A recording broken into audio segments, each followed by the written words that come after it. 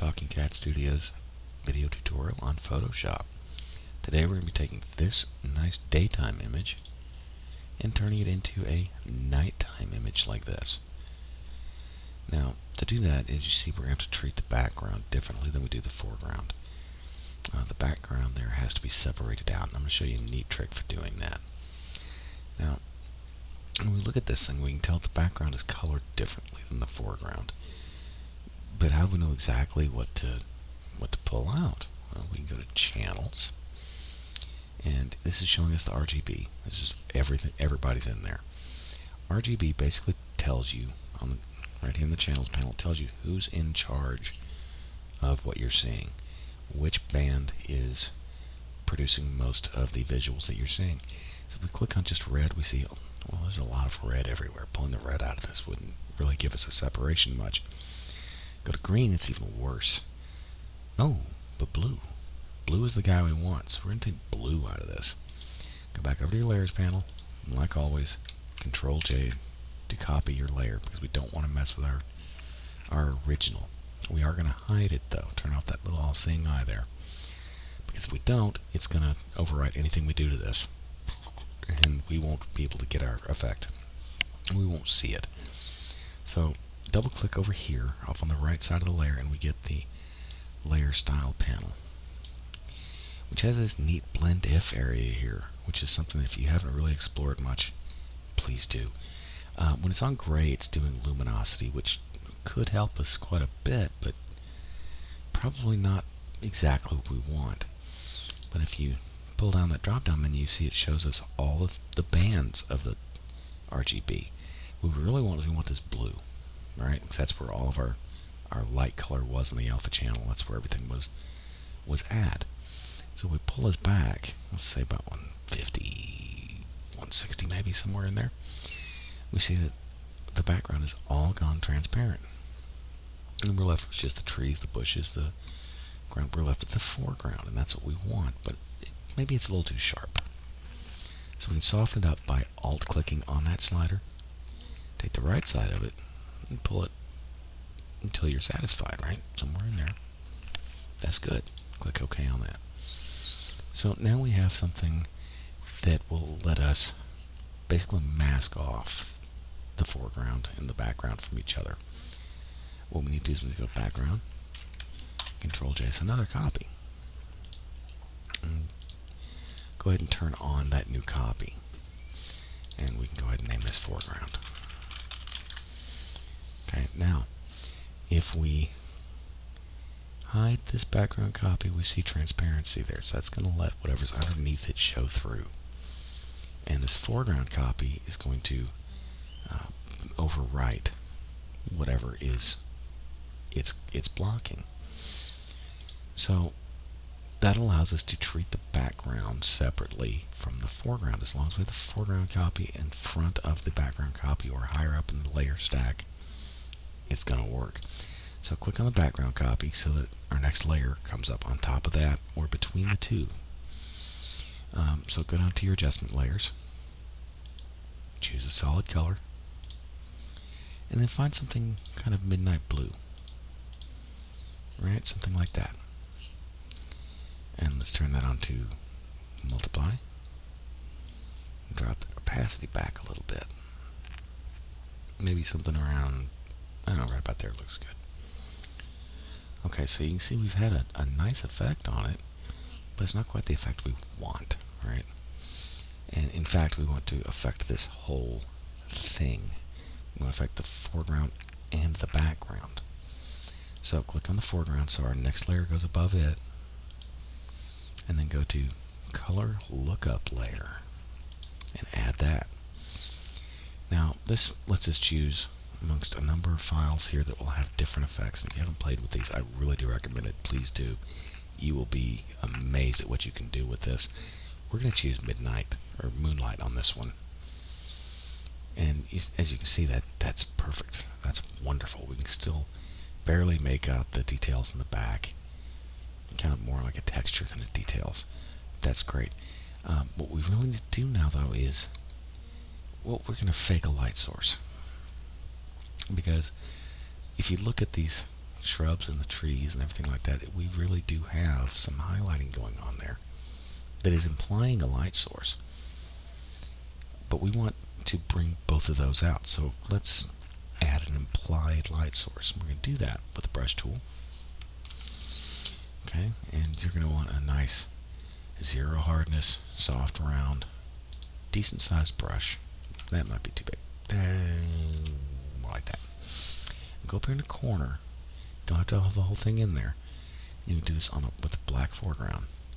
Go to about there, slide back a little. And every time you slide a little farther back, it's going to give you a little bit more.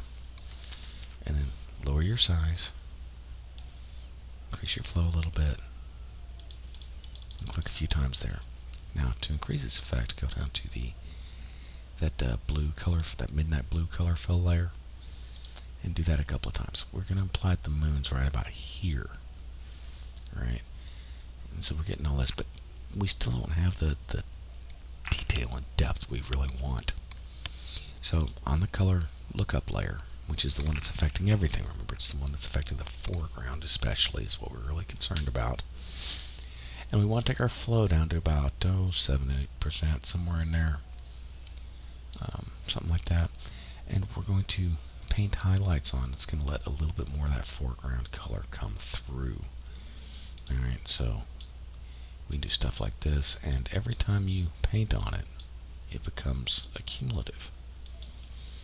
And you can see how that just kind of fades in. And you just do these little clicks down there with that flow down solo. Now what flow does is flow is like if you've ever painted on something like a miniature, or sometimes even oil painting, I guess, that has texture, and you have a dry brush. There's not a whole lot of paint on it.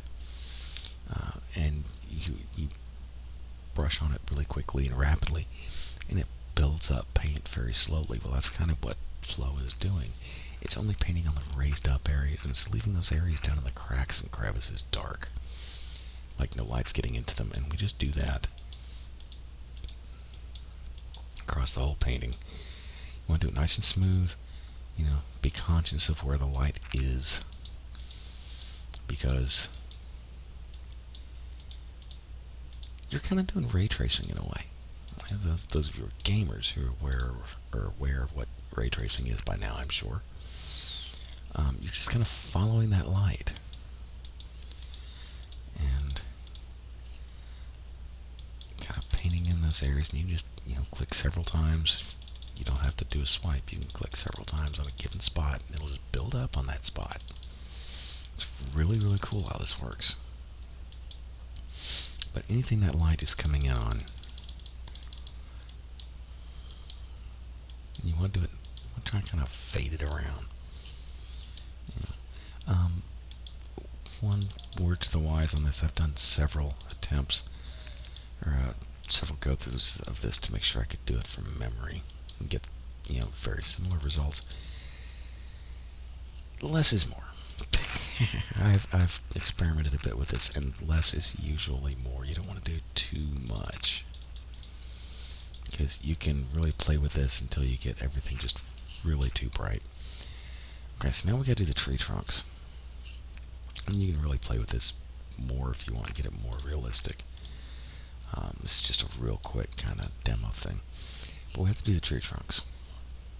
And for the tree trunks, I found that around 15% is good. You're going to want a smaller brush. Now, if you're really going to make this look good, you're going to take your time and zoom in on it and all that kind of stuff.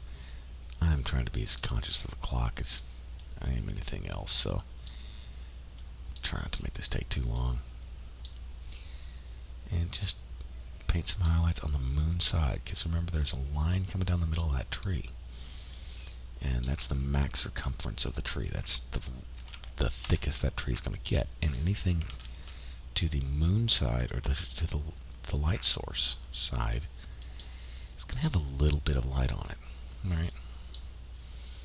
Anything facing away from it is, of course, not. So it's going to stay dark. We're not going to paint on that. Now, you see here I overdone it.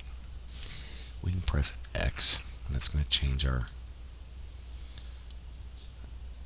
foreground color to white, and that's going to paint that that moonlight back on there. You can press X again, you're back on your black, and you can go about it. Now, the thing is, these trees back here are right behind this one and this one. So I'm not going to paint them. I'm not going to do them. I'm not going to highlight them at all because they're being blocked. They're not getting any of that light. So just gotta take your time. And if some areas highlight more than others, that's okay too, because you can have stuff up over here that's like blocking that light, and it's gonna look mottled. It's gonna look, it's gonna look more natural. So that looks all right. Might want to take that down a hair right there. All right, now our next thing, especially if you go back and look at the original picture, but you can still see it here. You don't even need to go back and look at it. You can see we're a lot lighter here in color, and it's kind of fading out this way. It's kind of coming around this shadow, and there's a shadow here. There's shadows here, so we got light coming in this way, and we got light coming across that way and coming across here. So what we want to do is we want to take this flow back down. This time I'm going to take it to about 4%, because this is going to be a little bit more subtle. It's not reflecting quite the same, but this is going to be about the same. Okay, so we want to paint over that, maybe a couple layers. Kind of thread it out. Don't forget about this little patch over here. And we want to bring this through like that, preserving that shadow area. It might be a bit too much, so don't be afraid to undo. Undoing and going back and painting over stuff, those are not Ricky things, those are everybody things. Everybody has to do that, so don't be afraid of that. It's not the I suck button, don't worry about it. So just to bring out a little bit more here, some more of these plant tips that are highest sticking out.